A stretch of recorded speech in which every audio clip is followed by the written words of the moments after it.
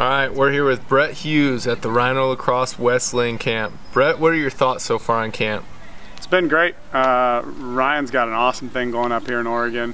The kids are, really lucky to have such a well put together, camp. Ton of good counselors, and most importantly, I think he does a good job of having a lot of fun. So the way the camp flows is really good, and so far it's great. We're in a beautiful area, and the sun's shining. It's a little hot right now, but it could be worse. So growing up back east and playing in the MLL and at Virginia, what's your experience like so far seeing all these guys out play in Portland on the West Coast? It's actually really neat to see. Where Oregon is probably, I'd say, right there where Ohio was, where I started to play lacrosse when I was coming up. So, you have a couple kids who have made a name and are having success at a couple different levels. Most recently, Peter Baum.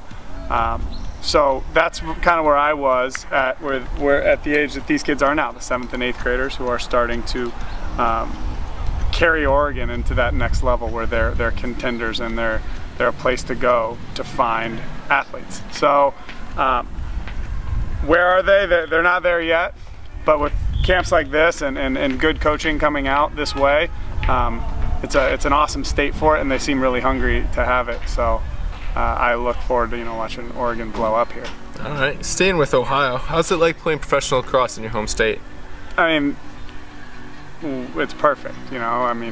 Our season could be going better. We're having some growing pains as a expansion team, but the team's incredible, a great group of guys, and to kind of come full circle to play, just right up the road from where I became a lacrosse player, where I started to play lacrosse in Columbus, Ohio, is excellent. I mean, that's a dream come true for someone who hasn't played lacrosse there for 12 years. I haven't played a game of lacrosse in Ohio for 12 years since I was in senior at Upper Arlington High School, and now to come back and play professional lacrosse and have my friends and family there to support me, that's, I would have, you can't write that, you know what I mean? To come back, and I just wish we could put some more wins on the board to sweeten it a little bit more. All right. Who's your favorite attackman in the MLL to D up against?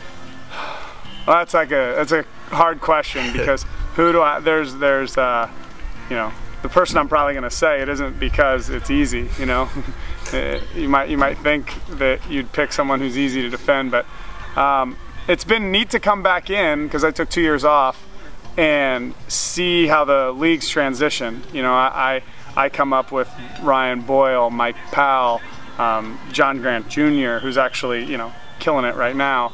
But it's been neat to kind of come back and get to play Danny Gladding and the Ben Rubiors and some kids that I saw and never got to play against or with at Virginia, watching them come out. I think Brendan Mundorf's a really tough guard, absolutely a tough guard. I think that I'm coming in, all the stuff about Ned Crotty, there's a lot of those guys. So I don't have that rapport that I used to, where I was so used to guarding the guy.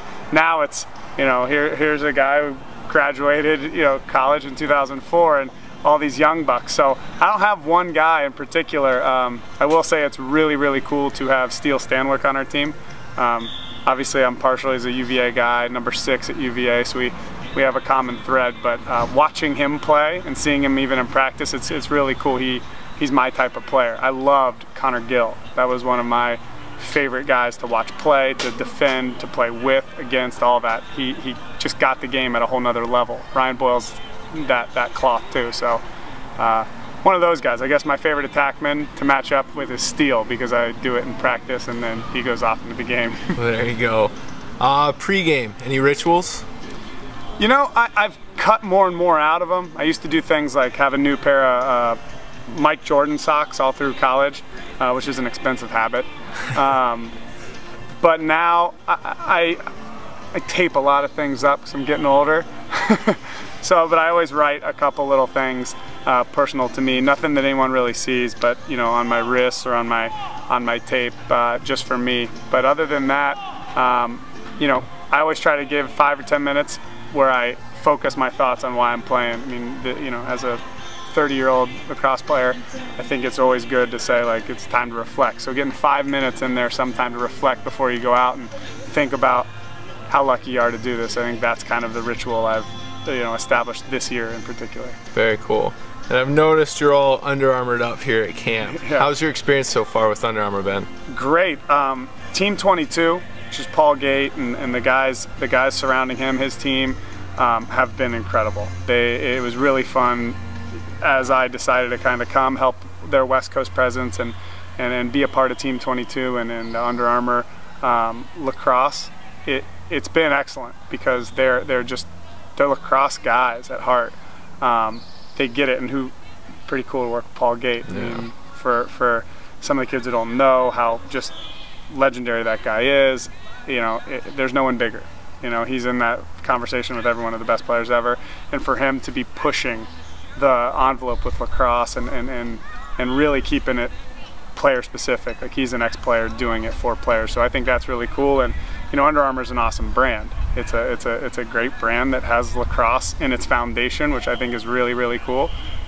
Even in the C-suite at Under Armour, they've got lacrosse on their mind because one of those guys was a lacrosse player. So I think it's a really cool place to be, and they've treated me well, and obviously the new line of products is incredible. So coming out and seeing that before I decided to work with them was really, that makes you, lets you know you're in a good place. Okay. And you're also wearing a little nice Lacrosse of Nations. I know that takes up a lot of your time and is one of your bigger passions. Could you tell us a lot about that? Sure. Lacrosse of Nations, hopefully, it's been said enough now that people are starting to say, like, oh yeah, I've seen that logo, I've seen how many people are starting to get involved with it. We're in our 5th year. This will be our 5th year at the end of this, at the end of the calendar year this year. And we've got 6 programs running, some just in their infancy, and others, like the Nicaragua programs, have been up since the start. We're using lacrosse as a conduit. So we have a curriculum, we come in, partner with some organization, whether it's a school, Boys and Girls Club of America, to use lacrosse and resources as a community to help that community. We have a curriculum that everyone follows, and we have an awesome place to just use lacrosse as a classroom, get kids out and help meet their needs as well as their community's needs. So it's been pretty amazing to watch what we can do with lacrosse and just using it to get involved in communities, to find out what they really need at the heart of it. And then and the fun of it is, the disguise of it is, if you will, that these kids are just playing lacrosse and having fun, almost like PE, So that does take up a lot of time, but every so often somebody new comes in and just re-energizes you and gets you going. And we just hired our executive director, a girl named Ellen Cohn, who's from the East Coast, lacrosse girl. So excited to be a part of it, and we're really excited. I think this year going into next is going to be big for Lacrosse of Nations, thanks to the lacrosse community at large. All right, very cool. Couple last quick ones. Yeah. Favorite pregame meal? Man, at my age, I don't eat much. I eat, like a bar, some Motive Pure. Shout out to my buddies over at Motive. But it's true, Motive Pure, and usually a bar. A salad, sometime earlier in the day, or a decent breakfast. But yeah, usually just some simple bar about 3 or 4 hours before, and then get my hydration in. There we go. Any go-to song you want to get in before pregame? Man, that's hard. No, I don't have one in particular. I change music. I'm always listening to new music, and it's usually by one of my friends or my fiance's friends. I just get kind of caught in, and there isn't an all-time great song that I go to. So I could list about 30 of them that I'm listening to currently, and I think whatever pops up on shuffle. I know there's no experience like being able to be coached by Dom Starja. Could you tell us a little bit about Dom?